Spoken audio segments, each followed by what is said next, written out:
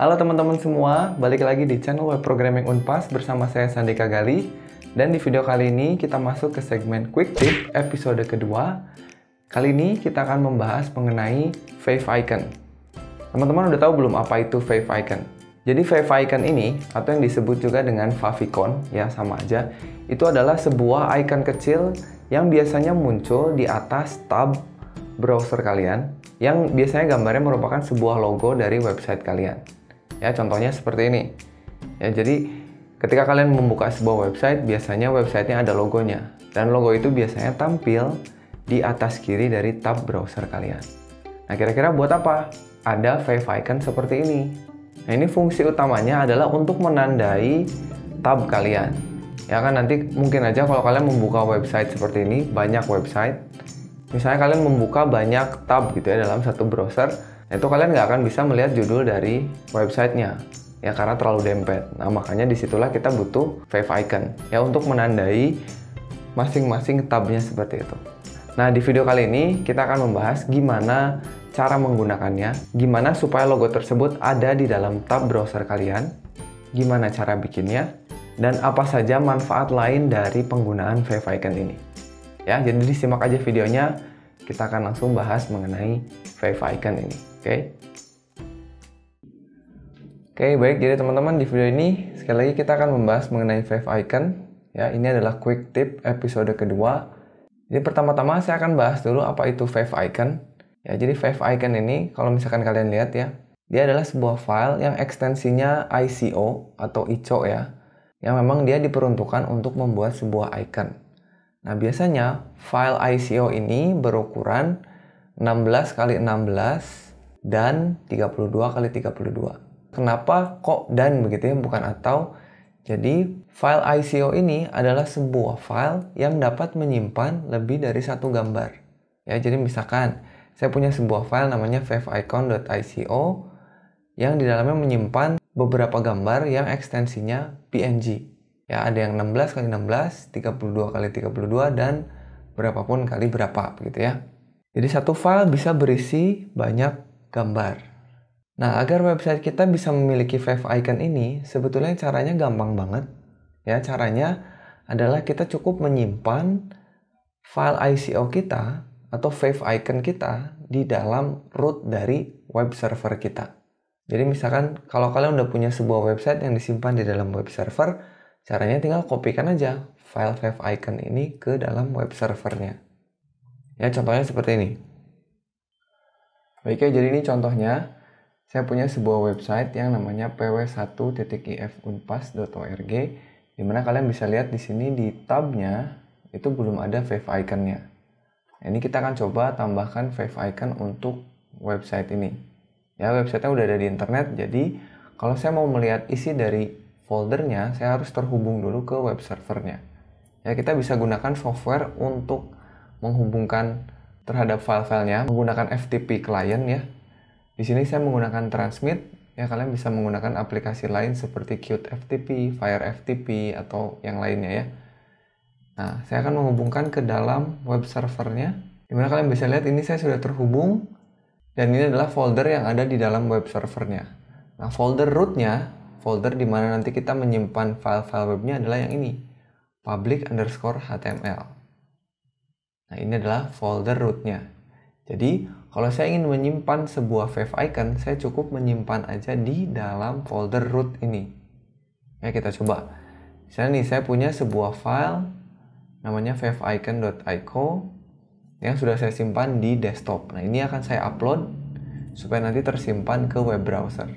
Baik, jadi saya cari dulu, saya arahkan ke desktop. Kalau udah ketemu filenya, ini tinggal kita upload. Nah, sekarang kalian bisa lihat filenya udah berhasil di-upload ya, uploadnya udah komplit. File Wave Icon-nya sudah tersimpan di root dari web servernya. Nah, kalau sudah seperti ini, kita tinggal refresh saja halaman browsernya. Nah, lihat. Sekarang otomatis halaman ini sudah mempunyai Wave Icon. Jadi sesimpel itu. Cukup menyimpan file icon-nya atau waveicon.ico-nya ke dalam root-nya. Kalian nggak perlu menambahkan satu baris apapun di dalam kode HTML kalian. Nah, ini juga berlaku Misalnya kalian punya web server di lokal mesin kalian. Misalkan kalian install web server seperti Apache ya, menggunakan XAMPP misalnya. Ini kalau saya terkoneksi ke web server lokal saya, pastikan dulu web servernya jalan ya, examnya udah di start. Kalian bisa arahkan ke localhost. Nah ini adalah root dari web server kalian yang ada di lokal. Ya, rootnya adalah isi dari folder htdocs kalian. Kalian bisa lihat nih, sekarang rootnya itu nggak ada Wave Icon-nya. Kalau saya mau buat Wave Icon yang muncul di sini, saya tinggal kopikan aja. Ya, yang di dalam desktop saya punya Wave Icon, ini saya kopikan aja ke dalam root dari localhost saya atau lokal web servernya. Ini adalah htdocs saya. Ya, simpan saja di sini Wave Icon-nya di rootnya. Sekarang saya refresh. Nah, lihat, kalian bisa lihat sekarang sudah ada Wave Icon-nya ya, semudah itu. Nah, tapi ini teman-teman hati-hati. Ini tidak berlaku untuk website yang disimpan di lokal atau di dalam subdomain. Maksudnya gimana? Jadi misalkan kalian punya website statis yang kalian simpan di tempat sembarang misalnya ya. Contohnya di desktop lah. Kalian punya website HTML, terus kalian simpan Wave Icon di situ. Nah, itu nggak akan jalan semudah itu. Seperti kalian punya web server tadi.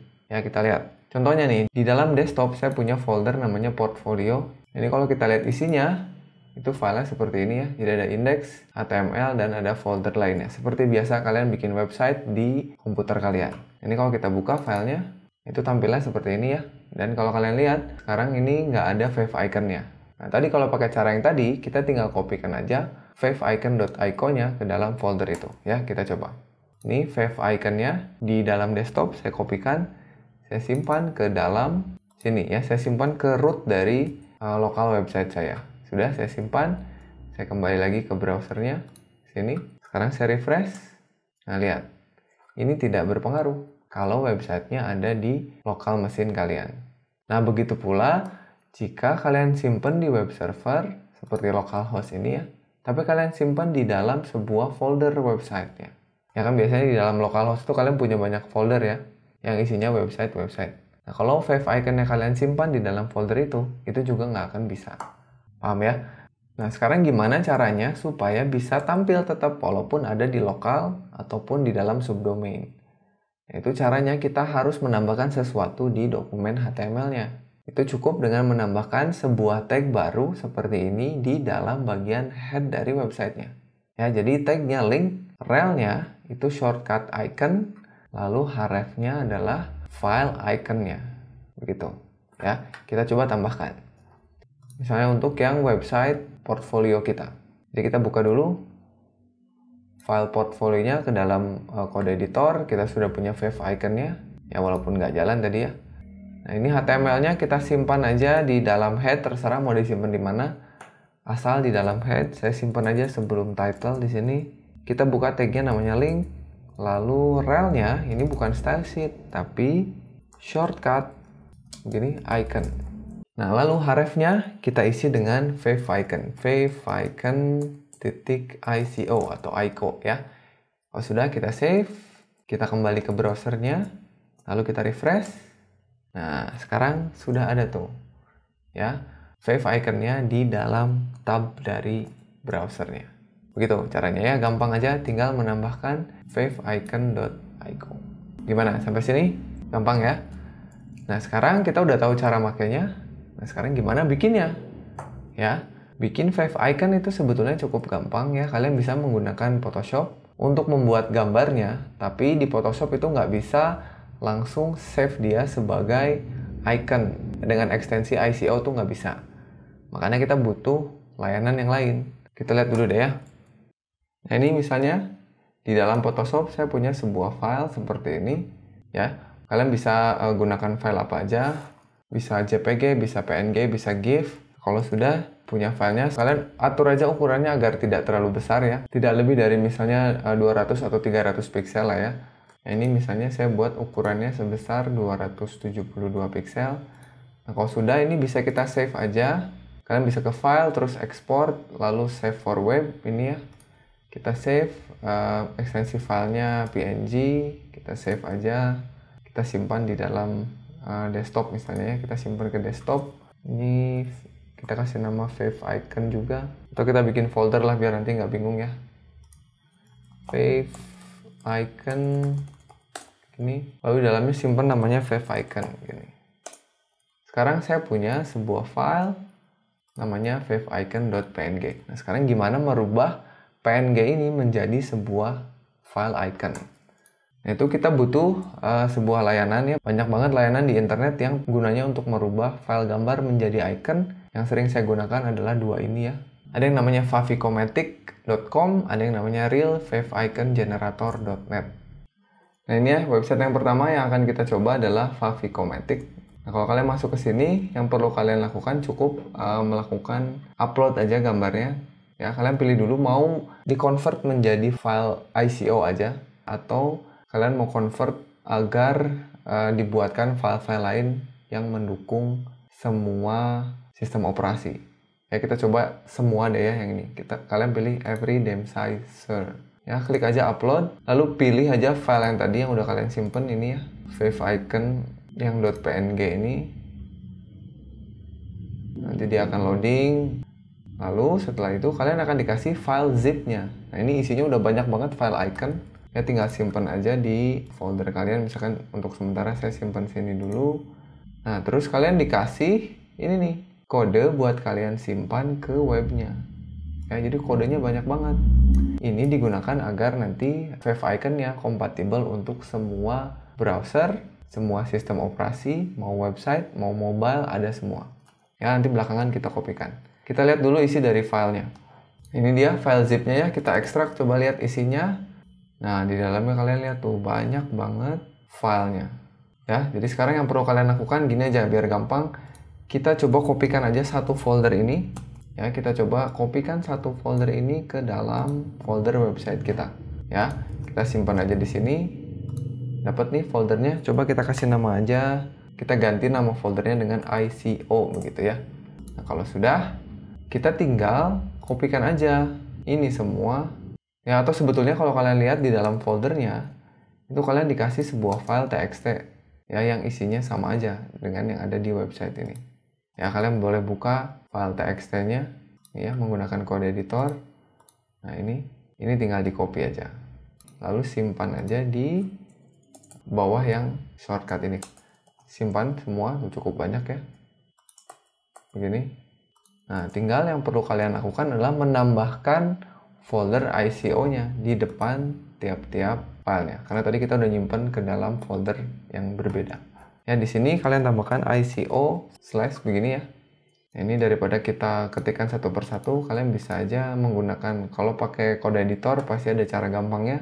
Kalau pakai Sublime Text, kalian cukup klik di sini, lalu klik di tempat yang lain dengan menekan tombol Ctrl.